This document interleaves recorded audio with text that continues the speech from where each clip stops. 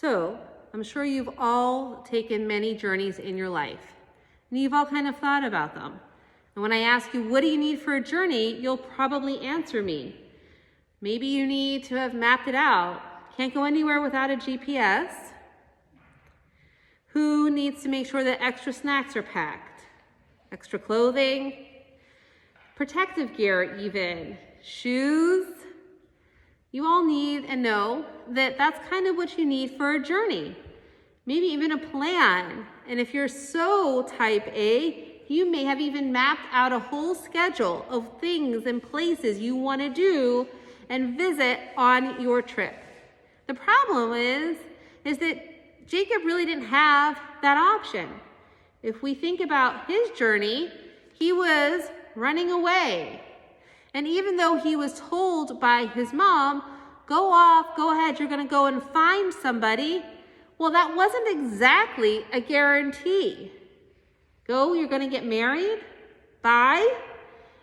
Oi. And then when you think about what else was going on, he had offended his brother. His brother was wrathful and on his heels.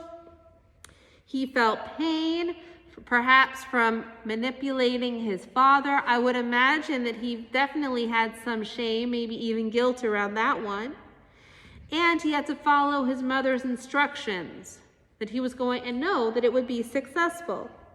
I can only imagine in such a hasty journey, in such an unprepared, unplanned thing, what do you think the odds of success actually were?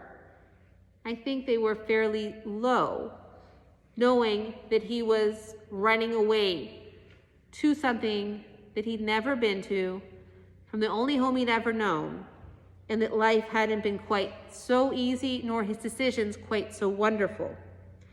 And yet, in the midst of all of that pondering on his journey, did he make the right decision? Was there going to be a good outcome? What could happen next? He has a dream.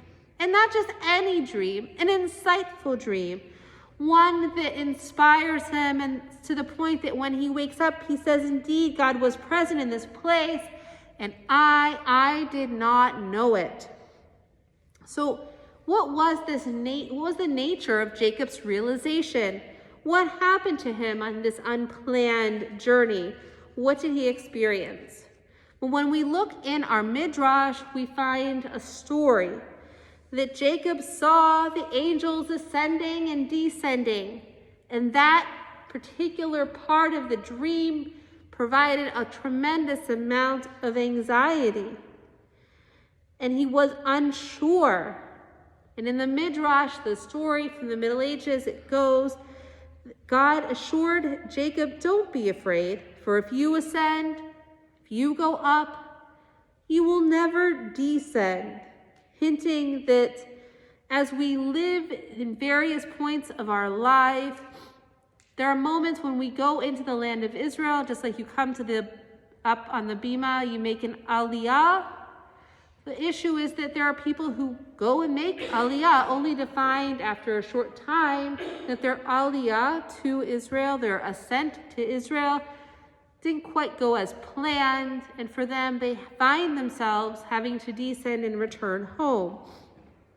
That is the insinuation within the Midrash of what Jacob was fearful of, that he was going to go up onto the journey, find so much hardship that he would have no choice but to return home. But that's not exactly what he is told by God. God assures him that when you ascend, you will never descend, meaning go on this journey, have faith, don't be fearful, I will be with you. So in one sense, the big realization that Jacob has is simply knowing that God is there. God is in the place, and it's going to be just fine.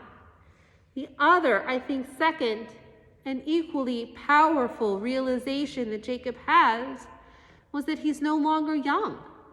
After all, it was his mom, Rebecca, who helped him manipulate the situation and helped him see the light that his brother wasn't worthy of all of the blessings of Israel, and all the blessings from his father that his father was going to bestow. He wasn't worthy of all of those inheritance, and so he was helped along and manipulated his brother out of the birthright, out of the blessing of the firstborn.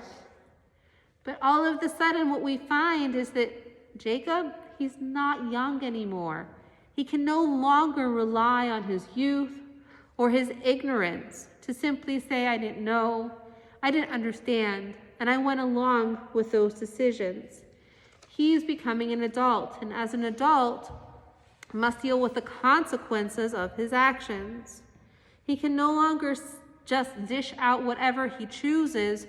Rather, the things that impact and affect his life are things that he potentially may have done, like being manipulative. We find later that Laban manipulates him, and we see the direct impact from him later as he experiences the confrontation with his brother, a moment at the Jabbok River, and finally closure or reconciliation. None of which I believe would have been possible, the reconciliation and closure, had he not realized that he had to start growing up. Had he not realized that he had to take responsibility for who he was and where he was going. Ultimately, we all need those moments of reassurance. We want somebody to we want that divine dream to reassure us that the journey that we're on, that's the right journey. But the truth is that as we go through life, oftentimes we may even begin with a plan. What a gift, a wonderful plan, only to find it didn't quite work out that way. Maybe we'll go through life with an unplanned moment. Still may not have worked out. But the truth is that as we are going through life and learning and growing, for Jacob it was understanding the consequences of who he was, confronting the anxiety that he had, and learning how to be an adult, all of our journeys, whatever they may be, are opportunities for growth and opportunities to become our best self. The interesting thing that Jacob, I think, teaches us at that moment when he has the divine encounter and he is awoken for the first time, is that his life is not about becoming the first anymore. It's not about receiving the first blessing. It's not about receiving anything. It ultimately turns into him living as an adult, him learning about himself, and him making the best and most wise decisions. May he inspire us to always reach for the stars, to grow a little bit, look up at the top of the ladder that we may find ourselves at, and know that at the height, just as the Midrash reassured us, or reassured Jacob, may it also reassure us that as we ascend, we won't descend. Shabbat Shalom.